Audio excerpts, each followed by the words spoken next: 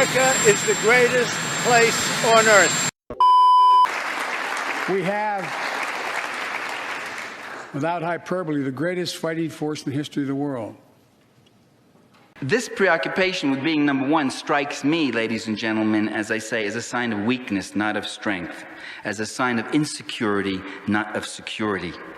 People who know who they are don't worry about being number one. People who are in touch with the deeper values of social justice and democracy don't get a number one thrill from stomping on a tiny nation. People who seek friendship and cooperation with other peoples don't need to lord it over other nations and outshine them.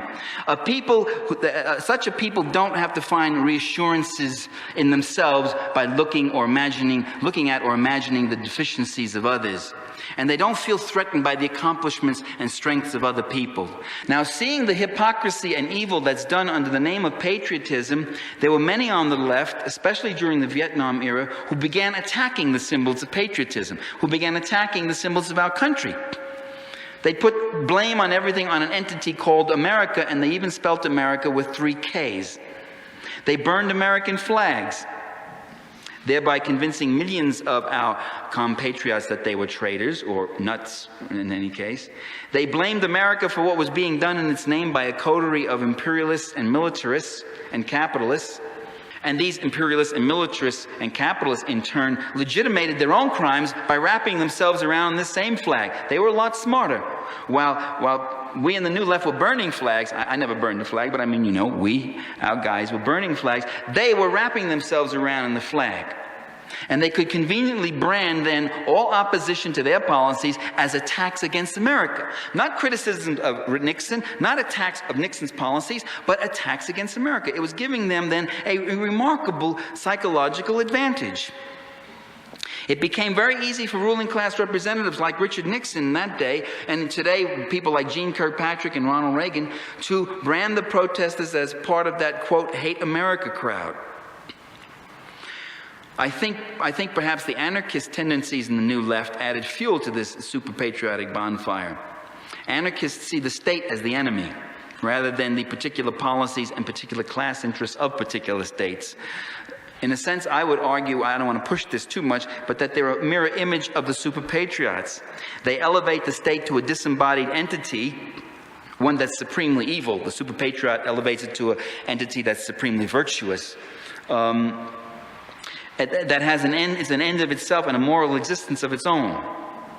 And so they attack the symbols of the state, and they play right into the hands of leaders who have always sought, who always seek to equate ruling class interests with the state itself, who always seek to equate their particular class interests with the general interests, who always seek to equate their policies, their ventures with the needs of the American people. Leaders who equate their rotten, unjust policies with the good name of our nation. Now, in contrast to the super patriots, it begins to brighten here. I'm almost finished, let me say. In contrast to the super patriots are the real patriots. We who, for instance, don't want to see the good name of our nation sullied. Real patriots love their country enough to want to improve it. And their patriotism has a social content, and that social content is social justice. Real patriots do things the American way, the democratic way, not with secret crypto-fascist coteries in the national security state, but with open debate and open challenges against privileged interests.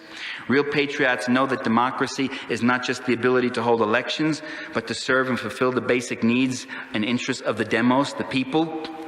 Real patriots are also internationalists. They may love and feel attached to their country, but they also love the peoples of all countries, all being different representations of the human family. Real patriots educate themselves about the real history of their country, and they're not satisfied with the flag-waving promo stuff. They want a people's history as written by people like Philip Foner, Eric Foner, Boyers and Maraise, Herbert Aptheker, and Howard Zinn. Real patriots find different things in our history to be proud of than the super patriots do. We're proud of things like the struggle for the enfranchisement, the abolitionist movement, the peace movement, the abolition of child labor, the struggle for collective bargaining, the extension of universal suffrage to people of color and to women, the struggle for racial justice, the 8-hour day, occupational safety, the struggle for gender equality. In the Real Patriots pantheon can be found Tom Paine, Harriet Tubman, Frederick Douglass, Mark Twain, Susan B. Anthony, Big Bill Haywood, John Reed, Eugene Victor Debs, Elizabeth Gurley Flynn, William Z. Foster, A.J. Musty, Harry Bridges, Martin Luther King, and Senator Garland. And, and not just those notables, but the thousands and the tens of thousands and the millions of people in the ranks who fought all those struggles, who raised up those leaders, who brought up those leaders, brought them forth and made them a national and political reality. In the United States, we often hear jokes, people all over the world, and I think we do it ourselves, where Americans are so dumb, Americans are so ignorant, Americans don't know geography. And, I don't think that any people, any nationality is inherently dumb or not. I think that the American working class has been robbed of education. We've been robbed of knowing different parts of the world, and so much so that we've been robbed of our own history. An ignorant population is a submissive population. It is the best way to, keep us in the dark, keep us individualistic, non-communitarian, and therefore we'll never question, we'll never rise up. We'll just consume whatever they feed us. And unfortunately, a lot of the American left has also fed into that. They don't want to talk about the history of, the great worker struggles that have happened in this country, the great resistors. To be revolutionary is to love your people, to have that, revolutionary love. Che Guevara said that he was once jealous of the American worker because we have the greatest fight of all to build socialism within the belly of the beast. And we need to have a care and love for our people that is not nihilistic, because that's not going to win. It hasn't won for the past 70 years. We need to try socialist patriotism, and the way that we do that is not through national nihilism. It's not through these failed ultra-leftist CIA-influenced politics that is so popular in the U.S. left. It's about getting back to Marxism-Leninism and, follow a strategy that's worked everywhere in the world. Again, show me where national nihilism has successfully produced a revolution, a socialist revolution.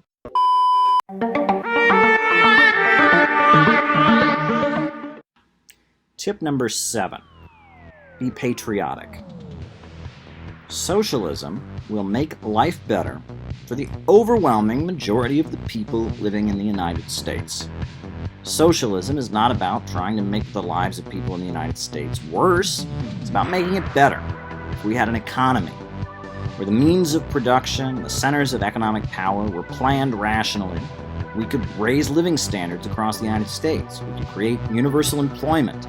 We could, rebuild crumbling infrastructure. We could make new scientific breakthroughs. Socialism would make a better country for the people of the United States. And furthermore, part of doing that would be improving our relationship with the world.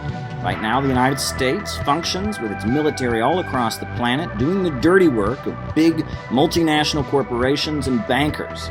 Instead, if the United States had a relationship with countries across the planet based on win-win cooperation, that would be much better for the country overall, right?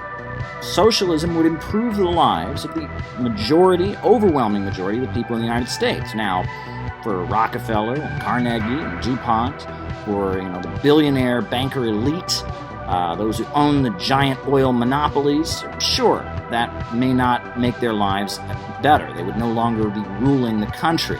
But for the overwhelming majority of the people in the United States, having an economy that functioned rationally and was planned strategically in order to make life better would overwhelmingly benefit them.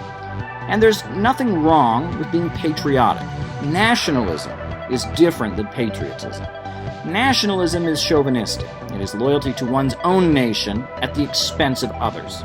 Right? It's saying my nation or my nationality, and nation is not the same as country, but that's a whole other conversation. It's saying that my nationality is superior to others, looking out only for your nationality. But patriotism is simply loving the people of the country in which you live, right? If you live in Sweden and you want a better life and you care about Swedes, then you can be patriotic. You live in Zimbabwe and you want a better life for the people of Zimbabwe, you care about people in Zimbabwe, you can be patriotic. A socialist can be patriotic to the United States, wanting a better life for the people. In fact, I would say to be truly patriotic, you need to be a socialist, because only socialism will break the United States out of imperialism and capitalism and allow conditions for people in the USA to get better. And there's no contradiction between patriotism and internationalism. One can believe in building a global community and wanting to have friendly relations with countries all over the world and still love the people of the country in which they live. Yes, if people think that socialism is about hurting the country in which they live or hurting themselves or hurting their communities, they're not going to support it. But if they can come to understand that socialism is about making their life better, they'll support it. So be patriotic. Socialism is about making a better life for the people of the United States. Furthermore, it is the billionaire banker elite that has not only waged horrendous wars around the world, but also gutted the United States economically, destroyed the living standards, allowed the infrastructure to crumble, allowed wages to decline. The billionaire monopolists are not patriotic. They are loyal only to their profits. And it is the people of the United States coming together to reject them and to stand together and fight for a better life for our people and for our communities. That's what socialism is all about. And so socialism is very patriotic in the essence of what the term actually means.